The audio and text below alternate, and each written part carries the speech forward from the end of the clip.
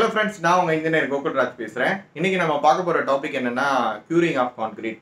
அதாவது ஒரு கான்கிரீட்டுக்கு வந்து நிறைய இடங்கள்ல நீங்க போற வழியில எல்லாம் பார்ப்பீங்க. ரூஃப் ஸ்லாப் போட்ட பிற்பாடு, அதாவது தாழ்வாரம்னு சொல்லுவோம் தமிழ்ல. அந்த தாழ்வாரம் போட்ட பிற்பாடு மேல வந்து ஒரு பாத்தி கட்டி தண்ணி நிப்பாட்டுவாங்க. ஒரு இல்லாட்டி சுற்றி வர செங்கல் கட்டுவேல போட்டு அதுல தண்ணி நிப்பாட்டுவாங்க. எதற்காக அதை செய்யறோம்? அதை செய்யறனால நம்மளுக்கு என்ன பலன் இருக்கு? அது எப்படியான ப்ராசஸ்ல நம்ம செய்யணுன்ற ஒரு விஷயத்தை தான் இந்த இடத்துல பார்க்க போறோம். முக்கியமா வந்து ஒரு கான்கிரீட்டுங்கிறது வந்து ஒரு டைம்டு ப்ராசஸ். இப்போ வந்து நீங்க ஒரே நாள்ல கிடைக்கிற அவுட்புட் கிடையாது.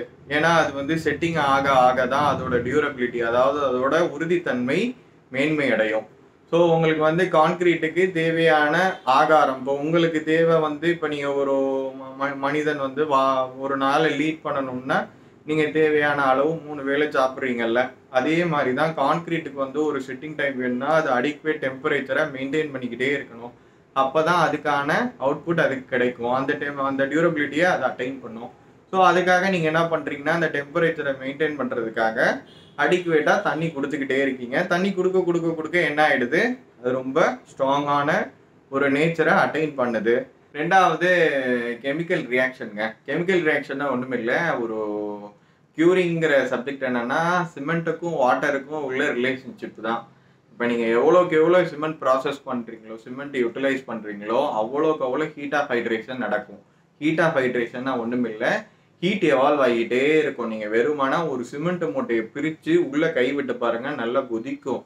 அந்த அளவுக்கான ஹீட்டை வந்து அது தக்க வச்சுக்கிட்டு இருக்கும்.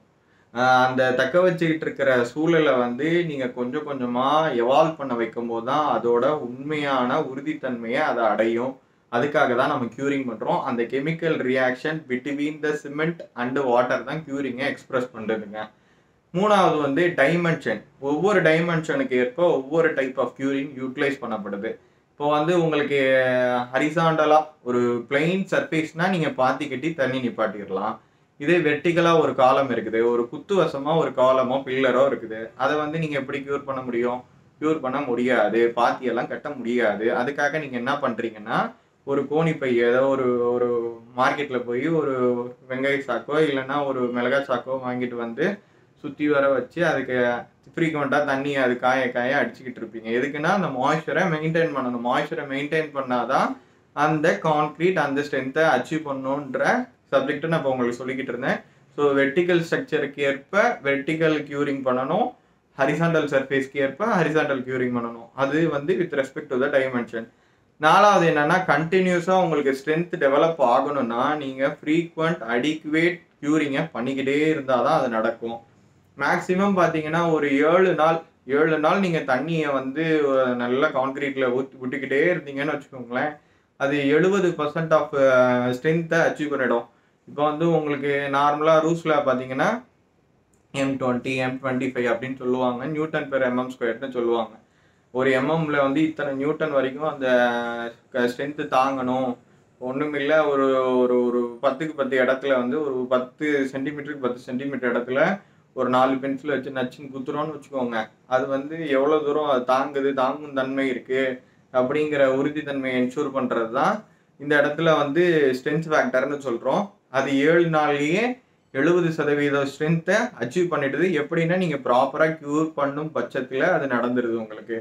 ஏன் க்யூரிங் வந்து உங்களுக்கு ரொம்ப இம்பார்ட்டன்னா, நீங்கள் நினச்ச குவாலிட்டி ஆஃப் கான்கிரீட் கிடைக்கணும்னா கண்டிப்பாக க்யூர் பண்ணியே ஆகணும். இன்னொன்று, ட்ரையிங், ஷ்ரிங்கிங் அண்டு கிராக்ஸ் வராமல் தவிர்க்கிறதுக்காக நீங்கள் க்யூர் பண்ணியே ஆகணும். ட்ரையிங்னா ஒன்றும் இல்லைங்க, ஒரு கான்கிரீட் நீங்கள் போட்டுக்கிட்டே இருக்கீங்க, மறுநாள் தண்ணி விடலைன்னு வச்சுக்கோங்களேன், அந்த ஹீட் எவால்வ் ஆக என்ன ஆகும், விரிசல் விட்டா மாதிரி மேலே ஒரு சர்ஃபேஸில் தெரிஞ்சிடும். ஸோ அது பேர் தான் ட்ரையிங் சொல்லுவாங்க.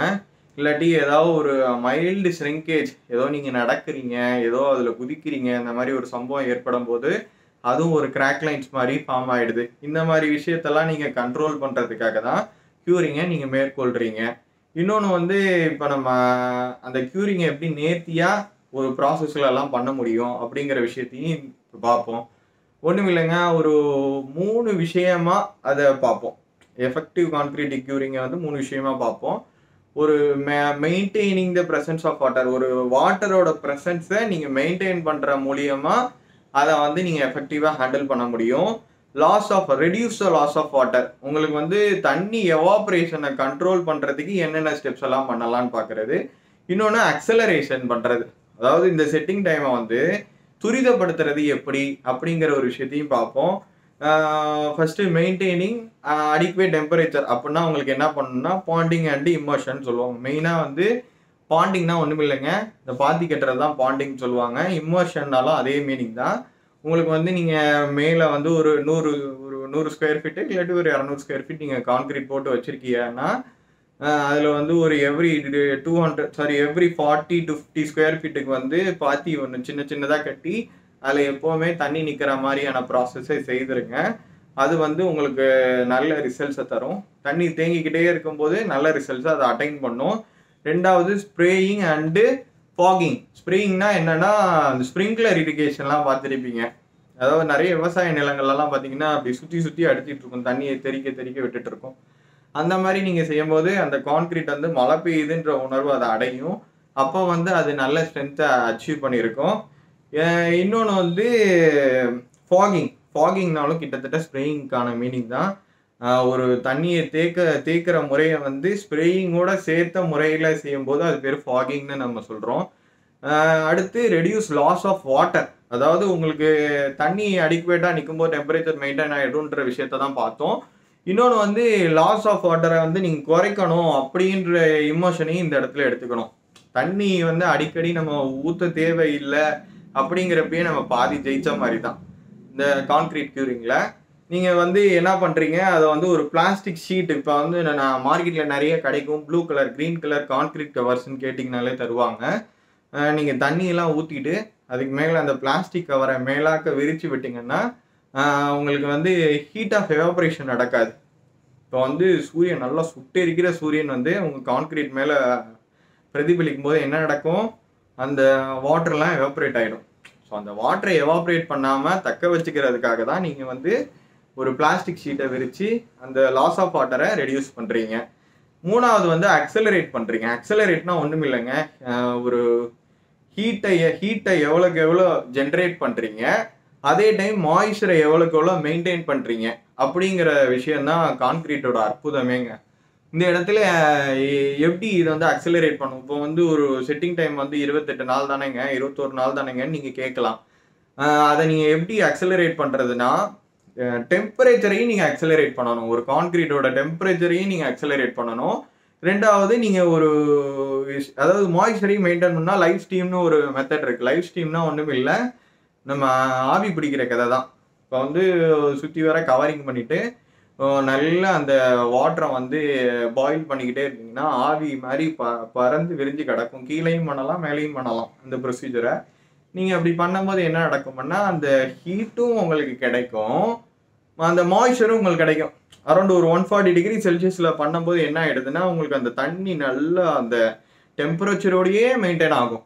உங்களுக்கு நல்ல டெம்பரேச்சரோடையே மெயின்டைன் ஆகும்போது அந்த ஹீட் ஆஃப் ஹைட்ரேஷனும் நடக்கும், மெயின்டைனிங் த லாஸ் ஆஃப் வாட்டரும் நடக்கும், மெயின்டைனிங் த அடிக்வேட் டெம்பரேச்சரும் நடக்கும். ஸோ உங்களுக்கு எக்ஸ்ட்ரீம் ஆன்சர் வந்து அப்போ தான் உங்களுக்கு கிடைக்கும். ரெண்டாவது வந்து இன்னும் வந்து ஊட்டி கொடைக்கானல் மாதிரியான ஜோன்லலாம் ஹீட்டிங் காயில்ஸ்னு ஒன்று யூஸ் பண்ணுவாங்க. ஹீட்டிங் காயில்ஸ்னால் ஒன்றும் இல்லைங்க, நம்ம எலக்ட்ரிக்கல் ராட்ஸ் மாதிரி இருக்கும். அது வந்து ஹீட்டிங் ப்ராசஸில் கனெக்ட் பண்ணியிருப்பாங்க. ஒரு இடத்துல பாசிட்டிவ், இன்னொரு இடத்துல நெகட்டிவ்னு வச்சு எலக்ட்ரிக் ராட்ஸ் எல்லாம் வச்சு ஃபிக்ஸ் பண்ணியிருப்பாங்க. கரண்ட் சப்ளை பண்ணும்போது அது என்ன ஆகும், அது ஹீட்டாகவே இருக்கும். ஏன்னா ஃப்ரீஸ் பண்ணவும் நீங்கள் அலோவ் பண்ணிடக்கூடாது, அந்த ஹீட்டை எவால்வ் பண்ண விடணும். ஹீட்டை எவால்வ் பண்ண விட்டால் தான் அந்த கான்கிரீட் அந்த டியூரபிள் நேச்சரை அட்டைன் பண்ணும். ஸோ இன்னொன்று வந்து கான்கிரீட் பிளாங்கெட்ஸ்னு உங்களுக்கு மார்க்கெட்டில் கிடைக்கும். அந்த பிளாங்கெட்ஸை மேலாக்க விரித்து விட்டு அதில் தண்ணி தேக்கி வச்சிங்கன்னா அது எப்போவுமே அந்த டெம்பரேச்சரை மெயின்டைன் பண்ணும். எதுக்கு கான்கிரீட் பிளாங்கெட்ஸ்னால் ஒன்றும் இல்லைங்க, நம்ம ரெகுலராக யூஸ் பண்ணுற கோணிப்பை கூட கான்கிரீட் பிளாங்கெட்ஸ் தான்.